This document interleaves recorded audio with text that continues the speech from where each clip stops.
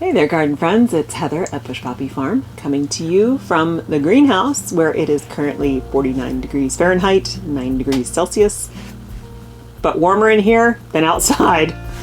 Today we're doing our final seed haul of the seed season. These are seeds from GeoSeed. This is where I get all of my seeds from the flower farm. So they're usually in larger amounts, and because it is for business, then I can do it's more wholesale prices. So you need to have a wholesale. You need to be able to get a wholesale account in order to purchase from GeoSeed, but they do have a lot of great stuff. Okay. So I don't even know what order these are going to be in. They just arrived, and there's no pictures on the packet or even instructions because it's a different kind of seed company. They are providing seed to people who already plant these things, already know how to plant these things. So, all right, so we're going to get started. What I have here, most of these are not for the spring, for this spring. They're going to be for next spring. So I will start them in, September and plant them out in October. But I have to have them in advance because, number one, supply chain issues. Everything is getting harder to get. And two, there's been more and more crop failures due to climate change. And so we can't be guaranteed that these seeds will be available later in the year. So I like to stock up now. And then, if I need to get more, I can get more. But it's nice to have them on hand. You might wonder why I don't save seed. Well, I do save seed for certain things, but when you're talking about cut flowers, you want to cut them before they go to seed, before they open enough for bees to pollinate them. Because once a bee pollinates a flower, it's going to lose its petals right away. Basically, the whole point for a flower is to produce pollen to attract bees so they can be pollinated, and then they go to seed. Just like every other creature on the planet, plants are just around to reproduce. I mean, that's really what we're around to do too. So that's their process. And so when you're talking about cut flowers, we don't ever wait for them to get to that stage. Now, how do you get seeds for flowers then? So there are seed breeders, and what they do is they don't cut flowers for cut flower production. They grow them until they go to seed. Then they harvest all that seed, and that's what we grow our stuff from. So kind of an aside, but that's the thing. I do save seed from vegetables and stuff that I grow, and I sometimes save seed, so I will let some things dry.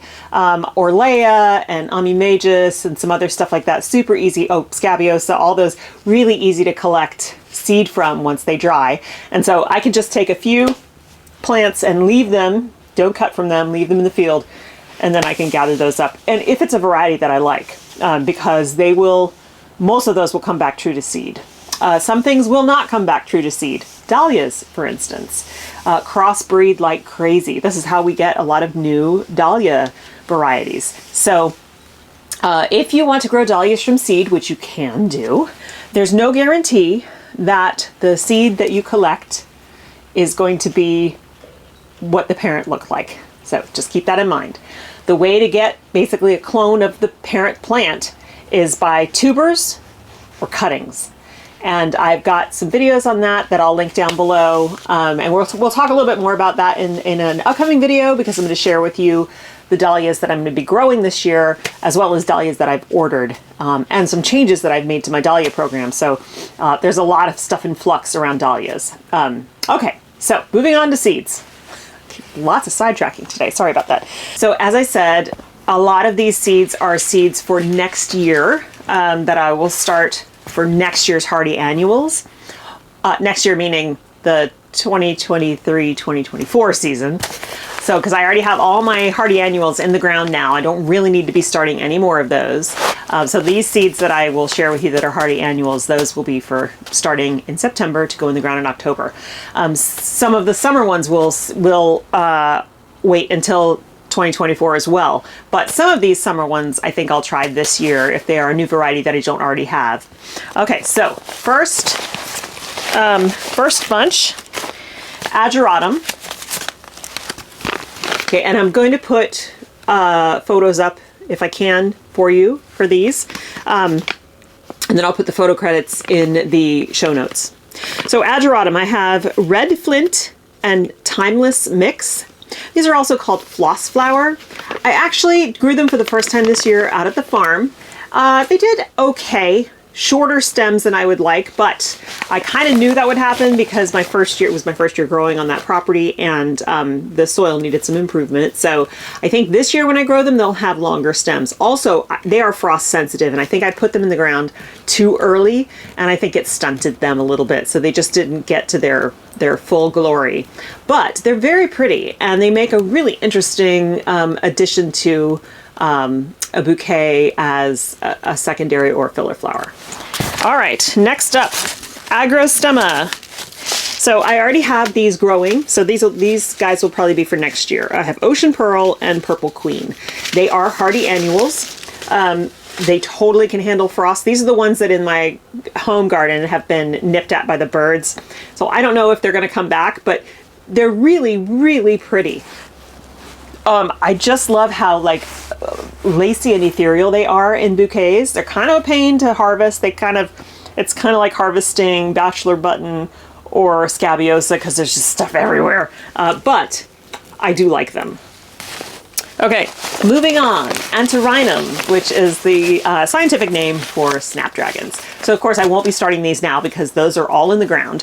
But I have a couple of different varieties here. These are greenhouse forcing varieties, Maryland Flamingo and Maryland Plum Blossom. I really do like the Maryland series. So these snapdragons have 3 like time periods when they bloom. So you'll have an early, middle, and late season snapdragon. And so I try to get a range that covers that span so that I always have some kind of blooms going on. Last year was my first year growing, and so they were kind of all at once. But this year I hope I have programmed the system so that it works better, and I have, I mean, they still produced for a long, long time, but I hope I get different varieties over the course of a longer period of time, starting earlier, ending later.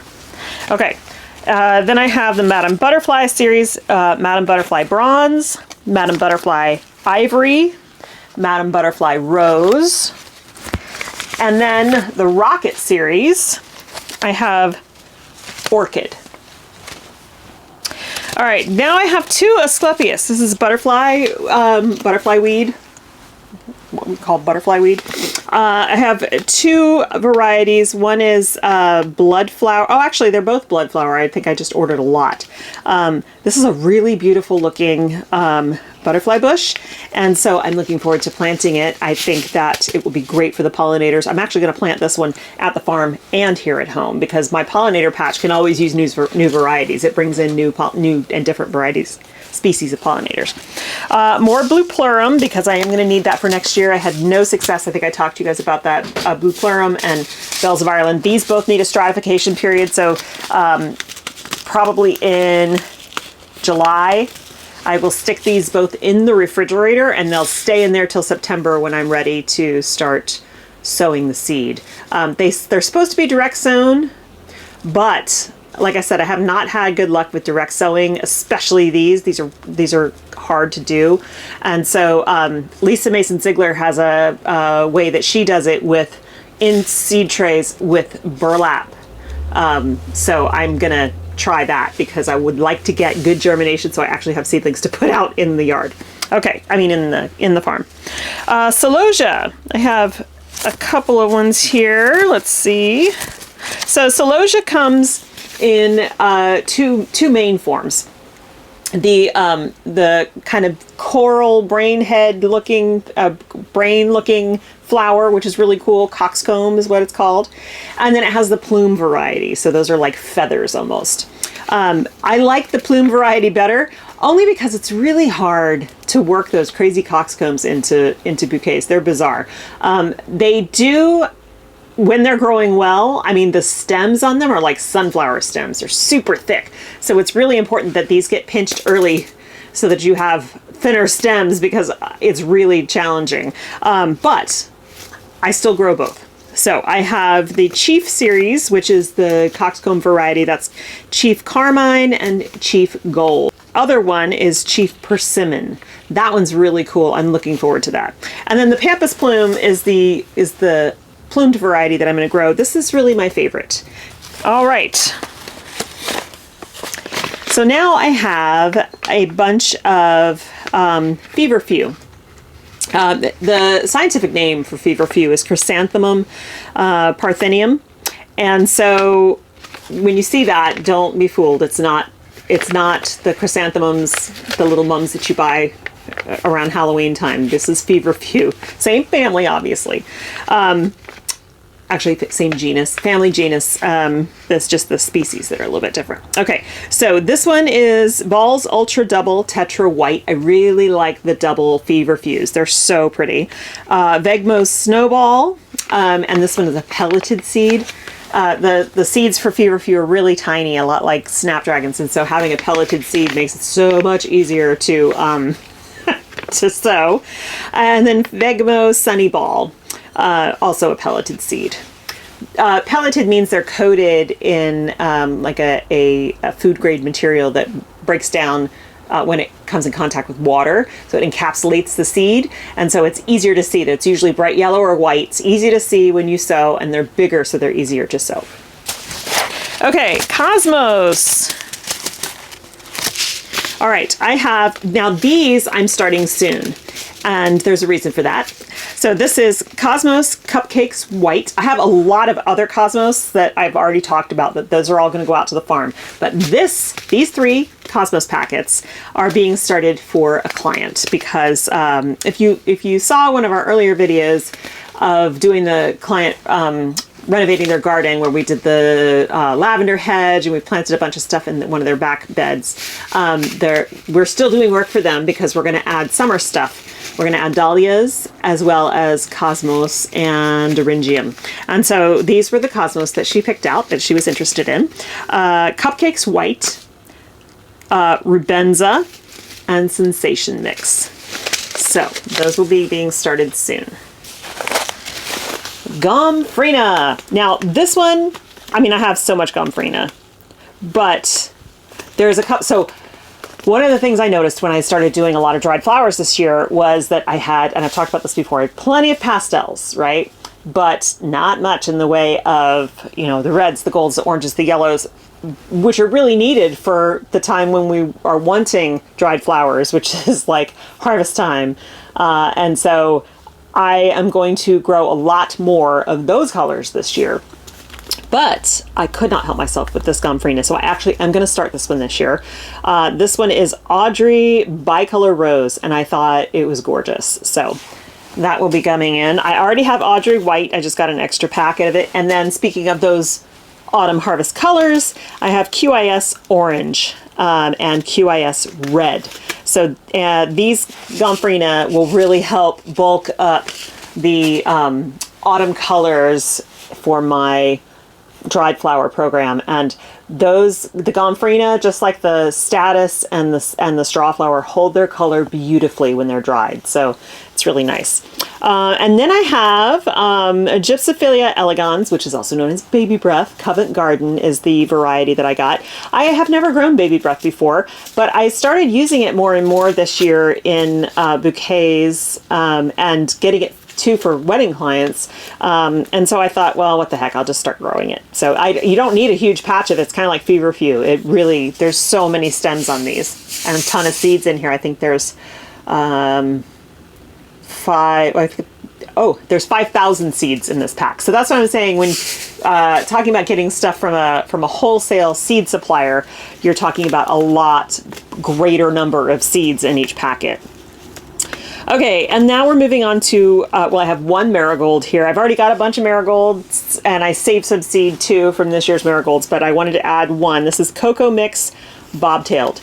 So it's a mix of the cocoa series, and so I am sure they will perform just as great, but I'll have multiple colors. This is also for next fall. 2 Nigella. And each of these packets has 1,000 seeds in it. I direct sow all my Nigella. It does best that way. But you know, when you direct sow, like some of that stuff's going to get sacrificed. It's not like you're dropping a seed into individual soil blocks or individual cell trays. So I have to make sure I have a lot. So I have 2,000 seeds here. Albion Mix and African Bride. The final variety is stock. There's 2 varieties here. I already have some saved from this year that I will use next fall. But this one's Cat's High Double White. So the thing with stock, it's hard to, most varieties will give you double and single flowers in a seed pack, and not by choice, it's just that's how it happens. There are ways that you can tell if the seedling is going to be a double flower or a single flower, and then of course you could weed out all the single flowers if you wanted to. I don't bother doing that, it's really time consuming. I just plant them all, and when I get single flowers, I get single flowers, I use them, but I prefer the doubles, obviously. They're much prettier and fancier and more fragrant. So this Cat's High Double White is not guaranteed, but it's in general higher percentage, much higher percentage of guaranteed doubles. And so that's why I was getting this particular one. And then I have an iron mix, and the iron series, it comes in lots of pretty colors. And so instead of just getting, 1 packet of every one of those colors, I just got a mix. So that is the final seed haul for the 2023 gardening farming year. That was my GeoSeed seed haul. I love starting things from seed. It's my favorite way to do things. I still do order in plugs sometimes from suppliers for things that are really challenging to start from seed. So, good example. Or when I have a massive disaster. So last year, when I had the massive disaster in December and I found out that all my snapdragons had been eaten by rodents, I ordered snapdragon plugs from Farmer Bailey. And those arrived, they were beautiful, I planted them, and they did amazing, and we had a good season. So being able to order plugs is really, really important. Not as cost effective, right? So growing from seeds is a lot cheaper. I personally like the bringing them up from babies to seedlings to full plants, but I love the ability to order plugs. One of the things that I've never grown yet, and I would like to grow, but I'm still trying to figure out where I would put them, where it makes the most sense in the small amount of space I have, because they are a very long season flower, is Lisianthus. So Lisianthus, if you start it from seed, it takes about 6 to 12 weeks for it to get this big. So a lot can happen to a seedling in that amount of time. They can run out of nutrition, they can dry out too much, like there's just so much that can happen. Generally my seedlings in the soil blocks, they sit here for a max 3 to 4 weeks and then they go in the ground. And they get daily care.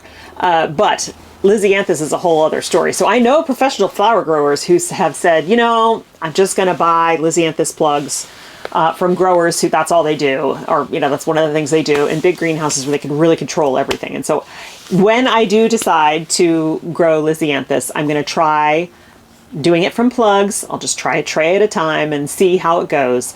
You plant them, in late spring, and then you don't see flowers from Lisianthus until the end of summer. And so it's a long season crop. It ties up that bed space for the whole season, basically. And so I have to be very judicious and decide, can I afford to tie up that kind of bed space? They are a high demand flower, don't get me wrong. But I also have other high demand flowers that I like to have that bed space for. So there's a possibility that I might be able to get a little bit more space out at the farm and grow an additional 50-foot row or 2 50-foot rows. That would be a huge amount of additional space. And in that case, I would, try some new things or some tried and true things that I know work and put them in that space because it's not exactly on the same plot. And then I know they can take care of themselves and they would need less attention from me. And then I can focus in the hoop house where it's a more controlled environment on new things that really need more attention. So just some things circulating in my mind about potential expansion and how I would manage all that. Thank you so much for joining me today. I hope that you enjoyed that little seed haul. I enjoy sharing these seed journeys with you. And when we start seeds coming up in a couple of weeks, I'll do some videos letting you know what I'm starting and kind of review the soil blocking basics that I use. Yeah, and then I'm thinking about opening up a Q&A and ask me anything kind of thing, because I am getting lots of questions and I would love to be able to address, because if you have questions, and somebody else probably has the same question, so I'd love to be able to address some of that. In the meantime, I hope you have a wonderful time in your garden, and I will see you in the next one. Bye.